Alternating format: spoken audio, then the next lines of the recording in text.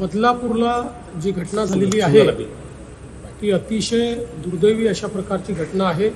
या घटनेचा एक मोठा उद्रेक देखील जनतेमध्ये आपल्याला पाहायला मिळतो आहे। या संदर्भात माननीय मुख्यमंत्र्यांनी देखील याची दखल घेतलेली आहे। मॉब आलेला आहे तो स्वयंस्फूर्तीने आलेला आहे का? कारण त्याला नेतृत्व कुणाचंच नाही, ते अचानकपणे येऊन रेल्वे ट्रॅकवर उतरले। बघा आता हा मॉब जो आलेला आहे हा स्वयंस्फूर्तीने आला किंवा कसा आला याच्यावर कमेंट करणं हे मला योग्य वाटत नाही। उद्रेक भावनांचा असू शकतो, पण त्या ठिकाणी जी काही मागणी होते की तात्काळ फाशी द्या, तर मला असं वाटतं की कायद्यानुसार जे अत्यंत तातडीनं आपल्याला करता येईल ते करण्याचा प्रयत्न राज्य सरकारच्या वतीनं केला जातो आहे। आणि मला असं वाटतं की या संदर्भात ज्या संवेदनशीलतेनं हे काम केलं पाहिजे तो प्रयत्न पोलीस विभागाचा देखील आहे। त्यामुळे कुठल्याही प्रकारे दंगा होऊ नये हा मात्र प्रयत्न करणं हे गरजेचं आहे। पण ही घटना 13 ऑगस्टला घडली आणि आता इतका उशीर झालेला आहे, या सगळ्यामध्ये कारवाई करायला असं वाटत नाही। याही संदर्भात चौकशी करून जर कुठल्याही पद्धतीनं अशा प्रकारे दिरंगाई केली असेल, जाणीवपूर्वक बसवून ठेवलं असेल, जाणीवपूर्वक FIR लॉन्च करायला उशीर केला असेल, असं काही असलं तर त्या अधिकाऱ्यांवर अतिशय कडक कारवाई केली जाईल। बदलापूरमध्ये जी दुर्दैवी घटना घडलेली आहे, या घटना हल्ली संपूर्ण देशात वारंवार घडत आहेत आणि आपल्याकडे कशी घाणेरडी पद्धत सुरू झालेली आहे की ठराविक राज्यातल्या ठराविक घटनांचं राजकारण केलं जातंय। माझं मत असं आहे की आज संजय राऊत यांनी सामनाच्या अग्रलेखात पण लिहिलेलं आहे, एका बाजूला आपण लाडकी बहीण म्हणत असताना, योजना आणत असताना या बहिणीच नव्हे तर त्यांच्या छोट्या छोट्या मुलीसुद्धा आपल्या राज्यात असुरक्षित आहेत, त्यांच्यावरती अत्याचार होत आहेत आणि आपण कुठला तरी एखादा विषय घेऊन म्हणजे एखाद्या राज्यात झालेली घटना नाही, देशात कुठेही अशी घटना घडता कामा नये आणि या घटनेला जे कोणी गुन्हेगार जबाबदार असतील त्यांना तर लवकरात लवकर केस चालवून मग ती फास्ट ट्रॅक म्हणा किंवा काही म्हणा। आपल्याला अनुभव आहे की गेल्या काही वर्षांपूर्वी दिल्लीमध्ये निर्भया कांड झालं होतं। निर्भयाचे सगळे आरोपी पकडले, गुन्हे साबित झाले, पण किती वर्षांनी त्यांना फाशी दिलं गेलं। आणि मग या सगळ्या दिरंगाईला जबाबदार कोण? जेवढे एखाद्या महिलेवरती अत्याचार करणारे गुन्हेगार हे त्या घटनेसाठी जबाबदार असतात, तसंच त्याचा न्यायनिवाडा करून त्याच्यावरती शिक्षेची अंमलबजावणी करायला दिरंगाई करणारे सुद्धा जबाबदार धरले पाहिजेत। हे जर का झालं तर आणि तरच अशा गोष्टींना आळा बसेल। तूर्त मी एवढंच म्हणेन की अशा घटनेचं राजकारण न करता, जसं आता हाथरस, उन्नाव, त्याच्यानंतर राजस्थानमध्ये काय घडलं, आता बदलापूरमध्ये घडलं, अगदी कुठेही काही घडलं तरी ते सुट्टा कामा नये। सगळेजण पक्षभेद, जातपात विसरून एकत्र झाले तर आणि तरच आपल्या देशातल्या आणि राज्यातल्या महिला सुरक्षित राहतील आणि तरच आपण म्हणू शकतो की माझ्या राज्यातली महिला ही माझी बहीण आहे, माझी लाडकी बहीण आहे।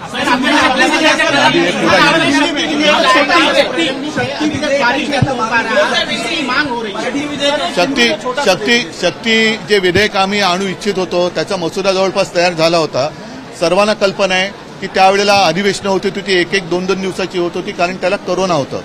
पण हे बिल आम्ही आणू शकलो नाही कारण आमचं सरकार गद्दारी करून पाडलं गेलं।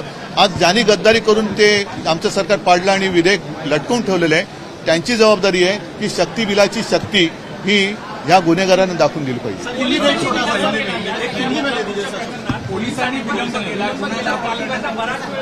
नाही, मला तर असं कळलं की ती शाळा सुद्धा भाजपच्या लोकांशी संबंधित होती। मी याच्यात राजकारण नाही आणत, पण इतर ठिकाणी सुद्धा कोणी राजकारण करू नये। याच्यामध्ये कोणताही कार्यकर्ता असला, अगदी भारतीय जनता पक्षाचा असला तरी विनाविलंब त्याच्यावरती कारवाई झाली पाहिजे, कारण नाहीतर एक एक घटना घडतात। काही दिवसापूर्वी आपल्याकडे वरळीला ते हिट अँड रन झालं होतं, काय त्याचं नाव, मीर शहा, आता तो सुद्धा असाच होता ना, त्या महिलेला फरफटत त्यांनी नेलं।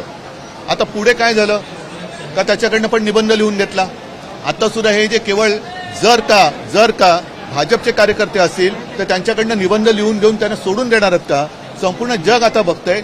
मी परत एकदा सांगतो की कोणतेही राजकारण न करता लवकरात लवकर कारवाई झाली पाहिजे। ती कारवाई म्हणजे नुसतं अटक केली, गुन्हा दाखल झाला, वर्षानुवर्ष केस चालले, निकाल लागला, वर्षानुवर्ष केसवरती त्या निकालावरती अंमलबजावणी होत नाही, ह्या सगळ्या गोंधळावरती आता एक जरब बसली पाहिजे, तर आणि तरच आपण आपल्या बहिणीला लाडकी बहीण म्हणू शकतो। है सरकार का महाराष्ट्र की सरकार क्या कर रही है? महाराष्ट्र की पुलिस इस देश की सबसे अच्छी पुलिस यंत्रणा है, लेकिन जिस तरह से महिलाओं पे अत्याचार हो, कोयता गैंग हो, आप देखिए क्राइम इस राज्य में बढ़ता जा रहा है और क्राइम की जिम्मेदारी किसी होम मिनिस्ट्री पे है। तो महाराष्ट्र की होम मिनिस्ट्री और एजुकेशन मिनिस्टर दोनों को जवाब देना पड़ेगा।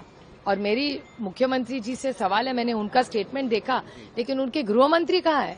मैंने उनका तो स्टेटमेंट आपकी किसी भी चैनल पे नहीं दिया। जिस प्रकार से बात करें महाराष्ट्र में या पुणे या जिस प्रकार से मुंबई के इर्द गिर्द इलाके में आए दिन इस प्रकार की घटना गए नहीं, हर महाराष्ट्र में हो रही है। फेलियर है, बिल्कुल लॉ एंड ऑर्डर फेलियर है। मैं कब से कह रही हूँ, जब देवेंद्र जी होम मिनिस्टर होते हैं हमेशा लॉ एंड ऑर्डर का फेलियर होता है। आप देख रहे हैं पिछले हफ्ते भी जलगांव में जो घटना हुई, धुले में जो घटना हुई, नासिक में जो घटना हुई, कौन है इसके जिम्मेदार? आप पता करिए, आप ही के चैनल ने दिखाया था। तो पिछले हफ्ते जो घटना हुई, फिर मराठवाड़ा के कई इलाकों में घटना जी हुई है, इसके बाद ये महिलाओं का इश्यू है, उसके बाद पूना डिस्ट्रिक्ट में होता है। हमेशा हर हफ्ते 10 दिन महाराष्ट्र में ऐसी घटना क्यों होती है? इसकी जिम्मेदार कौन है? तो गृह मंत्रालय और उसका इंटेलिजेंस है। फिर इस राज्य का इंटेलिजेंस फेल है पूरा।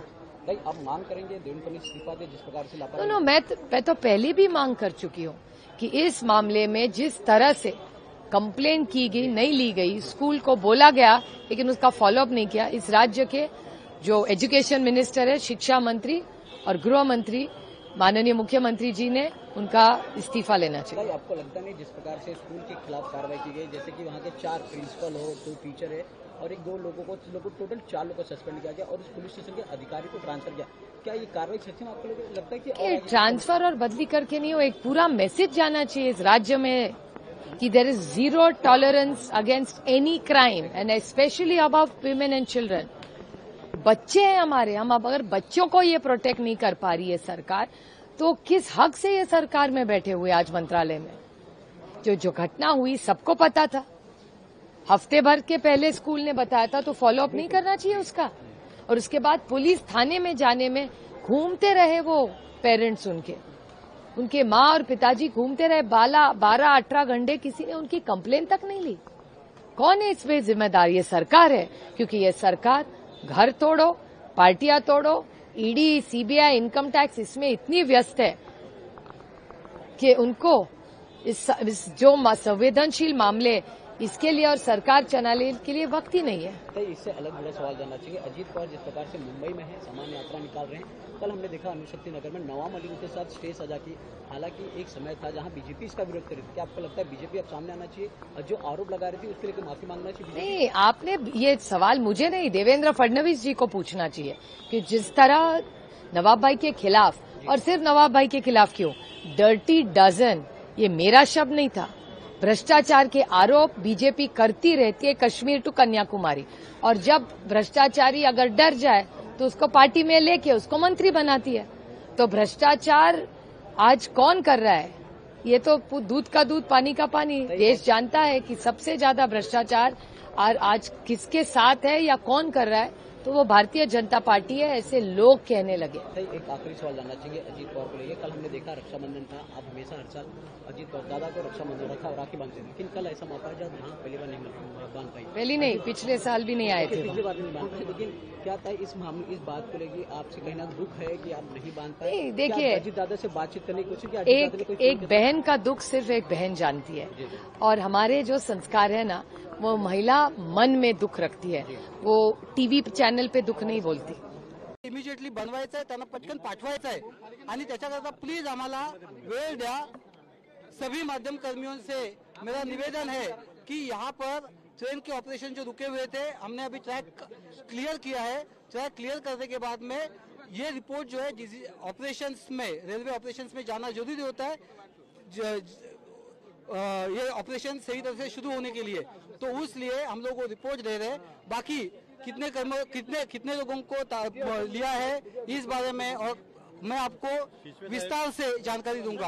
याबाबत आपल्याला विस्ताराने माहिती दिली जाईल।